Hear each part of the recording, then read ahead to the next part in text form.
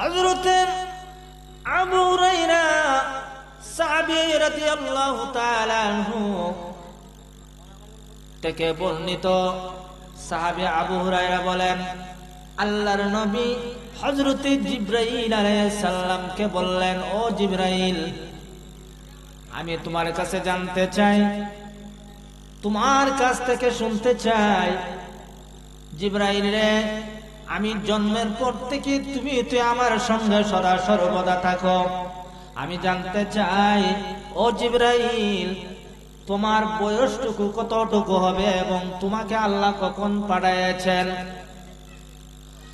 হযরতে জিবরাইল আলাইহিস সালাতু ওয়াস সালাম বলে, ওগো আল্লাহর নবী পয়গম্বর, ইয়া রাসূলুল্লাহ, নবীজি আপনি আমাকে এমন প্রশ্ন করলেন, এমন কথা আমার বয়স সম্পর্কে আপনি আমাকে বললেন। ইয়া রাসূলুল্লাহ, নবী গো, আমি আমার বয়স সম্পর্কে আপনি জানতে চেয়েছেন। নবীজি, আমি আমার বয়স আমি বলতে পারবো না, তবে আপনাকে আমি একটা ধারণা, একটা অনুমান দিতে পারি। এবার নবীজি বললেন, তাহলে ধারণা দাও। ওই সময় জিবরাইল আলাইহিস সালাতু ওয়াস সালাম বলে, ওগো আল্লাহর নবী পয়গম্বর, আল্লাহ রাব্বুল আলামিন আমাকে যখন সৃষ্টি করলেন, আমাকে যখন আল্লাহ পাঠাইলেন, আমি সৃষ্টি হওয়ার পর থেকে আমি যখন আকাশের দিকে তাকাইতাম, তখন আমি জিবরাইল একটা তারকা দেখতাম। ইয়া রাসূলুল্লাহ, নবীজি, আমি যখন আকাশের দিকে তাকাইতাম, তখন একটা তারকা আমি দেখতাম।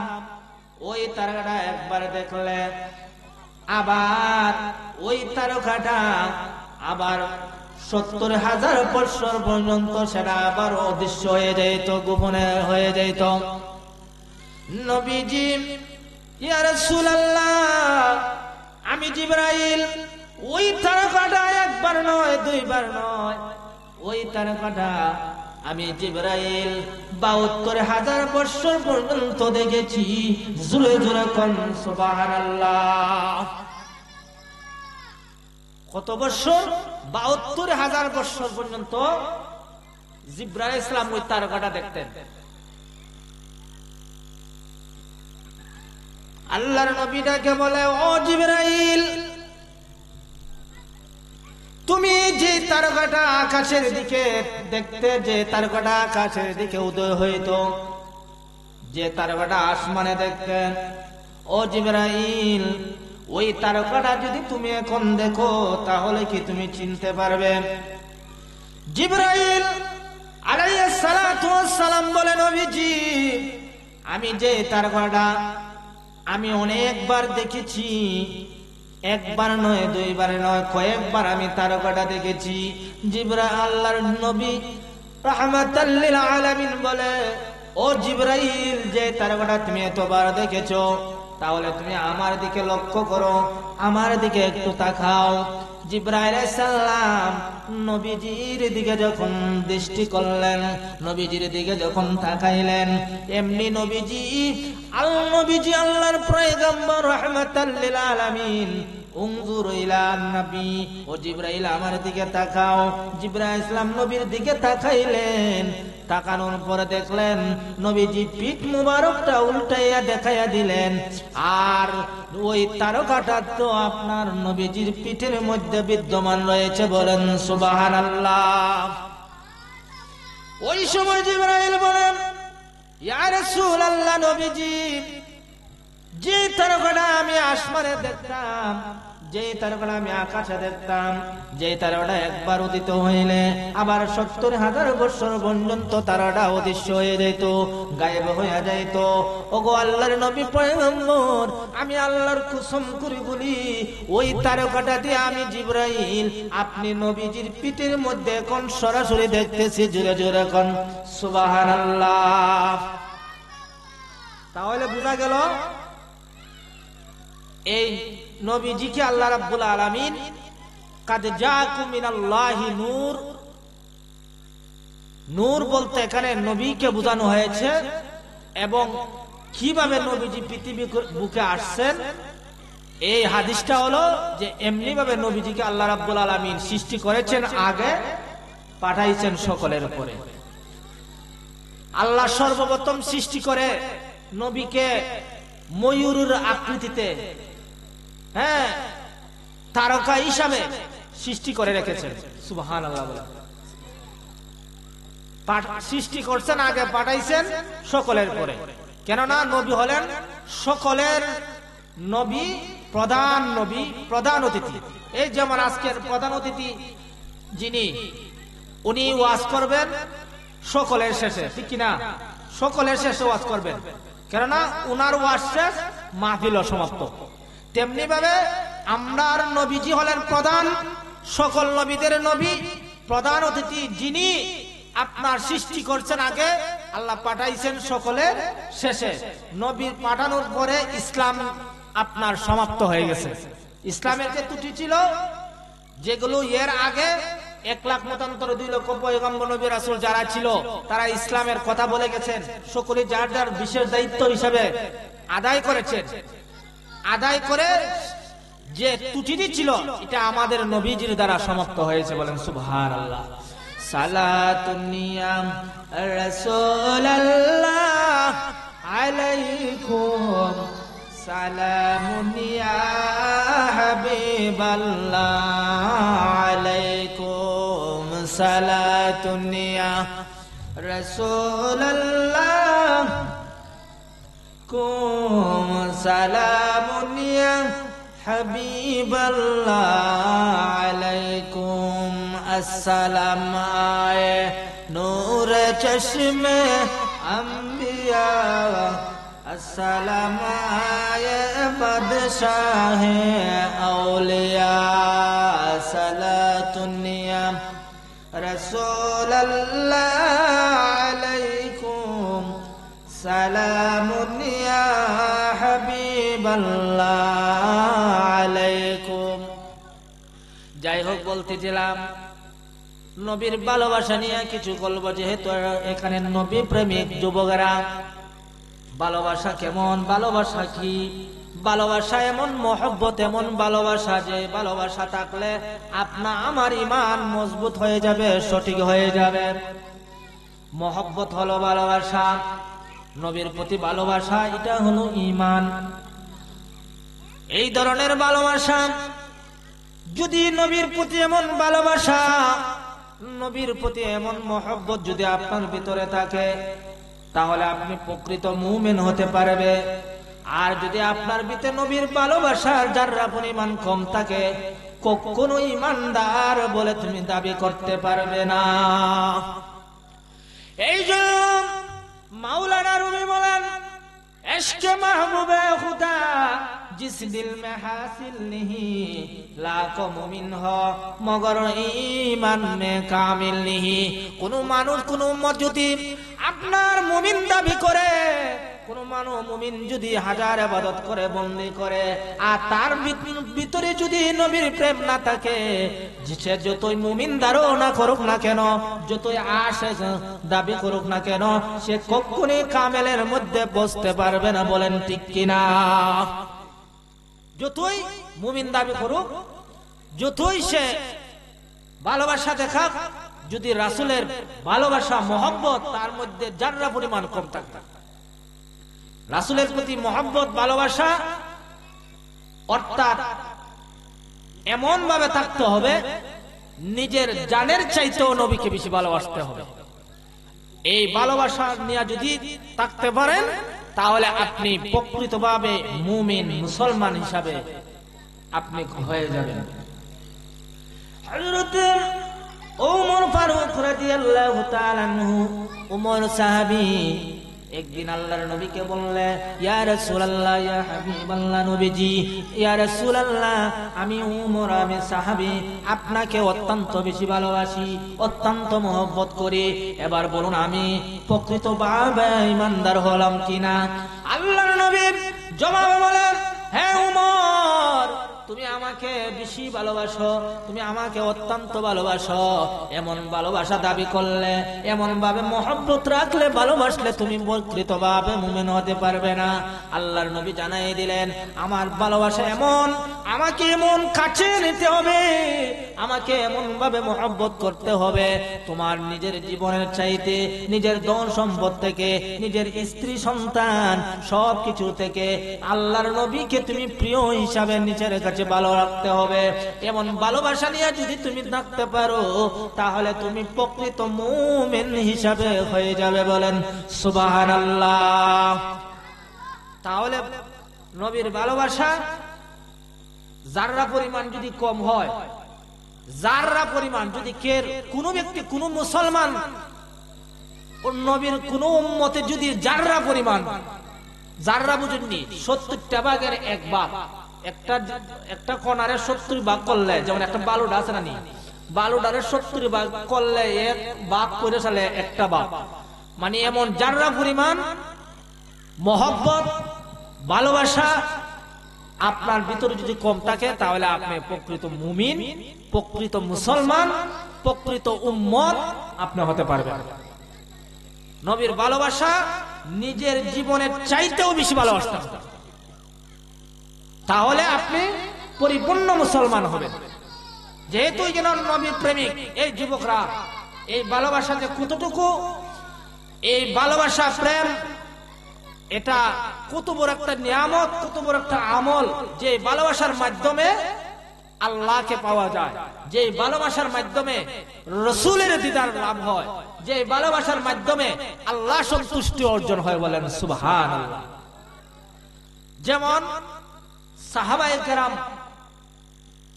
অন্য আয়াতের মধ্যে আল্লাহ বলেন, কুল ইন কুনতুম তুহিব্বুনাল্লাহ, আল্লাহ বলেন নবী আপনি আমার বান্দা, আপনার উম্মতকে জানাই দেন যে আমার যদি, আমার বান্দারা আমার ভালোবাসি থাকে, আমাকে যদি সত্যি ভালোবাসে, তাহলে আপনি আপনার উম্মতকে জানাই দিন, তারা যেন আপনি নবীকে অনুসরণ করে আপনারে ভালোবাসে।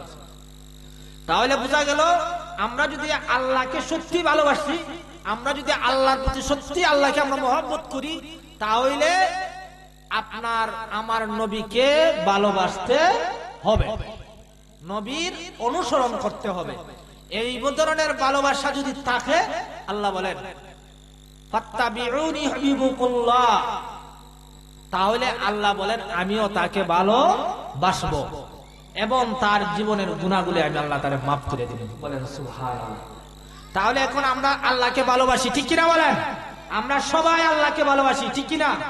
আল্লাহকে আমরা ভালোবাসি, আল্লাহর প্রতি আমরা মহব্বত করি, আল্লাহর প্রতি আমরা ঈমান এনেছি। এখন শুধু আল্লাহকে ভালোবাসলে চলবে না, আল্লাহকে মহব্বত করি চলবে না, যদি নবীর ভালোবাসা আপনার ভিতরে না থাকে। আল্লাহ বলেন কলিমার মধ্যে, ঈমানের মধ্যে রয়েছে কলিমায়ে তাইয়্যিবা লা ইলাহা ইল্লাল্লাহু মুহাম্মাদুর রাসূলুল্লাহ, যেখানে আল্লাহ সেখানে রাসূল রয়েছে। আল্লাহর লা ইলাহা ইল্লাল্লাহর মধ্যে 12টা অক্ষর, মুহাম্মাদুর রাসূলুল্লাহর মধ্যে 12টা অক্ষর।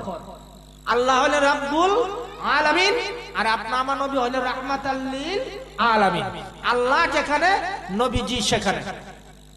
কিন্তু আমাদের আকীদা, আমাদের আহলে সুন্নাত ওয়াল জামাতের আকীদা হলো যে আল্লাহর ঘর হইল নবীর স্থান।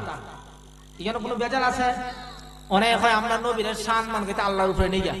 আরে আল্লাহ তো হইল স্রষ্টা, আর নবী তো হইল সৃষ্টি। আল্লাহ জাগাত আল্লাহ আছে স্তরে, নবীর জাগাত নবী আছে। আল্লাহ এবং রাসূল, হ্যাঁ, পার্থক্য রয়েছে। অর্থাৎ আল্লাহ এমন, আল্লাহর যেমন সম্মানের কোনো তুলনা নেই, আমার নবীজিরও কোনো সম্মানের তুলনা নাই, কিন্তু আল্লাহর পরে নবীর স্থান। এই হলো আমাদের আকীদা। আর আল্লাহ যতটুকু সৃষ্টির মালিক প্রভু, যতটুকু আল্লাহ, ততটুকু সৃষ্টির জন্য আপনি আমার নবী রহমত। সুবহানাল্লাহ। বলেন নবী কি খালি উম্মতের জন্য রহমত? নবী ৮০,০০০ আলম, ১৮,০০০ মাখলুকাত, সবার জন্য, ৭ আসমান ৭ জমিনের জন্য, সমস্ত মাখলুকাতের জন্য নবী রহমত। সূরা কন্যা। সুবহানাল্লাহ। সবার জন্য রহমতের নবী। তে এই নবীর শান সম্মান মর্যাদা আল্লাহ বাড়াই দিয়েছেন। এই নবীর কতটুকু শান কতটুকু সম্মান এই দিক দিয়ে গেলে অনেক লম্বা ঘটনা। আল্লাহ বলেন ওয়ারাফা'না লাকা যিকরাক, মক্কার কিছু সংখ্যক লোক এরা নবীকে বিভিন্ন ভাবে কটূক্তি করত, বিভিন্ন ভাবে নবীকে অসম্মানী করত, নবীজি বেজার হয়ে যেতেন। আল্লাহ রাব্বুল আলামিন বলেন ওগো নবীজি, আপনি আমার হাবিব, আপনি আমার রাসূল, আপনি আমার শ্রেষ্ঠ বান্দা। আপনাকে যারা কটূক্তি করবে, আপনাকে যারা গালি দিবে, আপনাকে যারা বেইজ্জতি করবে গো নবীজি, তারা করলে আপনি বেজার হবেন না। কিন্তু আমি আল্লাহ তো আপনার সাথে বন্ধু হিসাবে রয়েছি। আমি আল্লাহ তো আপনার সাথে আপনাকে হাবিবুল্লাহ দান করেছি। শুধু হাবিবুল্লাহ নয়, আমি আল্লাহ আপনাকে ওয়ারাফা'না লাকা যিকরাক, আমি আপনাকে আমি আল্লাহ রাব্বুল আলামিন আপনার সম্মান, আপনার মর্যাদা, আপনার জিকিরকে আমি উচ্চ করে বুলন্দ করে দিয়েছি। জোরে জোরে কোন সুবহানাল্লাহ। তাহলে বোঝা গেল যে যেটু ছোট করে দেখো নবীর, আল্লাহর নবীকে সম্মান বাড়াই দিয়েছেন। ওয়ারাফা'না লাকা যিকরাক, আপনার জিকির, আপনার সম্মান, আপনার মর্যাদা, আপনার ইজ্জত, আপনার গুণগান, আপনার সিফত সবকিছু আমি বৃদ্ধি করে দিয়েছি, উচ্চ করে দিয়েছি। তেন নবীকে এই ভালোবাসতে হবে। আপনারা জানেন আবু বকর সিদ্দিক রাদিয়াল্লাহু তাআলা আনহু কত ভালোবাসতেন নবীজিকে, যে ভালোবাসার কারণে আবু বকর রাদিয়াল্লাহু তাআলা আনহু আপনার সাহাবীদের মধ্যে 1 নাম্বার সাহাবী হিসেবে উল্লেখ করেছেন, এবং দুনিয়াতে আল্লাহ পাক সাহাবী আবু বকরকে জান্নাতের সার্টিফিকেট দিয়েছেন। বলেন সুবহানাল্লাহ। এমন কি সিদ্দিকে আকবর আবু বকরকে এত ভালোবাসতেন, এর একমাত্র উদ্দেশ্য ছিল, একমাত্র সিদ্দিকে আকবরের আপনার এই ভালোবাসা, এই মর্যাদাটা কিভাবে হলো, এত সম্মানের অধিকারী কিভাবে হলো, নবীর প্রতি ভালোবাসা থাকার কারণে, নবীরকে সম্মান করার কারণে, নবীকে ইজ্জত করার কারণে আল্লাহ রাসূল আবু বকর সিদ্দিকের উপর খুশি হয়ে আল্লাহ পাক সিদ্দিক আকবরের সম্মান বাড়িয়ে দিয়েছেন। নবীজি যখন মেরাজ শরীফে গেলেন, অনেকে অনেক কথা বলছেন যে এক রাত্রে নবীজি কিভাবে 7 আসমান পাড়ি দিল, কিভাবে গেল। হ্যাঁ, অনেকে অনেক ধরনের কথা বলছেন। আবু বকর সিদ্দিক বলছে, শোনার সাথে সাথে বলছেন যে নবী যদি মেরাজে যাই থাকে তাহলে এটা সত্যি মেরাজ হয়েছে। যেরকম সুবহানাল্লাহ বিশ্বাস করেছেন। এই কারণে আবু বকর সাহাবীর নামে সিদ্দিক উপাধিটা দেওয়া হয়েছে, অর্থাৎ সিদ্দিকে আকবর সত্যবাদী ছিলেন। ওই মেরাজের সময় এই উপাধিটা রাসূল দান করেছে। হযরতে আবু বকর আল্লাহ রাসূল মক্কা থেকে মদিনায় যখন যান, মদিনায় যখন হিজরতের কথা হিজরত করবেন, এবার নবীজি 6 মাস আগে আবু বকর সিদ্দিককে জানাই দিলেন, ঘোষণা করে দিলেন, অবগত করলেন, আবু বকর তোমাকে আমি নবীজি এত ভালোবাসি, তোমাকে আমি নবীজি এত মায়া করি, মহব্বত করি, কেননা তুমি আমার সাথী, তুমি আমার বন্ধু, তুমি আমার হিজরতের সাথী, তুমি আমার একমাত্র বন্ধু। হ্যাঁ আবু বকর, আল্লাহ রাব্বুল আলামিন কোনদিন জানি ওহী চলে আসে মক্কা থেকে মদিনায় হিজরত করার জন্য। হিজরতের যাওয়ার সময়, ওই সময় আমি একা যাইব না, একাকী হিজরত করব না, আমি তোমাকে নিয়ে হিজরত করব। আবু বকর রে, ওই হিজরতের সময় তুমি আমার সঙ্গে যাবে। এই কথাটা যখন 6 মাস আগে সাহাবী আবু বকরকে আল্লাহ রাসূল জানাই দিলেন, আগে অবগত করে দিলেন, সিদ্দিকে আকবর নবীদের এই কথা শুনে আপনার আবু বকর সিদ্দিক 6টা মাস অতিবাহিত হয়ে গেল, একটা সেকেন্ডের সময়ের জন্য পিঠ লাগাইনি, ঘুমায় না। কেন? আবু বকর সিদ্দিক মনে মনে ভাবতেছেন, কোন সময় কোন অবস্থায় কোন দিন জানি আল্লাহ রাব্বুল আলামিনের ওহী চলে আসে, নবীজি জানি কোন সময় আমার কাছে চলে আসে, আমাকে ডাক দেয়। আর নবীর ডাকে যদি সাড়া দিতে না পারি, নবী যদি চলে যায়, তাহলে তো নবী বেজার হয়ে যাবে। এই জন্য নবীর ভালোবাসা নিয়া, নবীর মহব্বত নিয়া আল্লাহ রাসূলের সাহাবী আবু বকর সিদ্দিক তখন কি করলেন, নবীজি যখনই সময় হয়ে গেল, হিজরতের সময় হলো, ওহী আসলো, আল্লাহর নবী আবু বকরের বাড়িতে গেলেন। আবু বকরের হুজরায় চলে গেলেন রাত্রের বেলা যাইয়া আল্লাহর নবী হযরত আবু বকর সিদ্দিকের হুজরায় একটা ডাক দিলেন। আবু বকর বলে, একটা ডাক দিতে আর না দিতে আবু বকর সাড়া দিয়ে দিলেন, উপস্থিত হয়ে গেলেন। নবীজি বলে, ও আবু বকর, এত রাত্রে তোমাকে ডাক দিলাম, তুমি কি ঘুমাও না? তোমার কি শারীরিক অবস্থা ভালো না? মানুষ রাত্রের বেলায় যদি ডাক দে, মানুষ ঘুমন্ত থাকে, অনেক ডাক দিতে হয়, তারপরেও সে সজাগ হয় না। কিন্তু তোমাকে একটা ডাক দিতে আর না দিয়ে তুমি সজাগ হয়ে গেলে। এমনি ভাবে সিদ্দিক আকবর বলে, ইয়া রাসূলুল্লাহ, ইয়া হাবিবাল্লাহ, নবী গো, আপনি তো আমাকে বলেছিলেন, 6 মাস আগে আমাকে জানাইছিলেন, 6 মাস পূর্বে আমাকে বলেছিলেন আমাকে নিয়ে আপনি হিজরত করবেন, আমি আপনার বন্ধু, আপনার সাথী। ইয়া রাসূলুল্লাহ, নবীজি, ওই কথাটা শোনার সঙ্গে সঙ্গে আমি আবু বকর সিদ্দিক আজকে 6টা মাস অতিবাহিত হয়ে গেল আপনার ভালোবাসা নিয়া। 6টা মাস পর্যন্ত একটা সেকেন্ডের জন্য আমি আবু বকর বিছানার মধ্যে পিঠ লাগাইনি। বলেন সুবহানাল্লাহ। 6 মাস আগে বলছিলেন, কিন্তু নবীর এত ভালোবাসা মহব্বত নিয়া 6টা মাস অতিবাহিত হয়ে গেল, নবীর মহব্বতে পিঠ লাগায় না, যে কোন সময় নবী যে আসে। আল্লাহ রাসূল আবু বকরের সিদ্দিকের এই আমল এবং কথা শুনে খুশি হয়ে গেলেন, আর বললেন, আবু বকর, তুমি আমাকে এতই ভালোবাসো, তুমি আমাকে এতই মহব্বত করো, তুমি আমার প্রতি এতই ভালোবাসা। আবু বকর রে, এই ভালোবাসা থাকার কারণে আল্লাহ রাব্বুল আলামিন তোমার সম্মানিত মর্যাদা বাড়ায় দিয়েছেন। আমার উম্মতের মধ্যে যদি সকল উম্মতের নেক যদি এক পাল্লায় রাখা হয়, আর তুমি আবু বকরের নেক যদি এক পাল্লায় রাখা হয়, সকলের উম্মতের চাইতে তুমি আবু বকরের এক পাল্লার নেকি সকলের চেয়ে ওজন বাড়ি হয়ে যাইবে। বলেন সুবহানাল্লাহ। কেননা আবু বকরের নেক এবং নেকি সকল উম্মতের চেয়েও শ্রেষ্ঠ হয়ে যাবে, কেননা নবীর প্রতি ভালোবাসা থাকার কারণে, মহব্বত থাকার কারণে। এই জন্য আবু বকরের আরেকটি কথা হলো, আবু বকর সিদ্দিক রাদিয়াল্লাহু তাআলা আনহু সমস্ত সাহাবাদেরকে নিয়ে একটা পরামর্শ করলেন, সকলকে নিয়ে একটা ডাক দিলেন, ডেকে বললেন, ও সাহাবীরা, আমি তোমাদের কাছে একটা ওসিয়ত রেখে যাই, তোমাদের কাছে একটা কথা বলে যাই।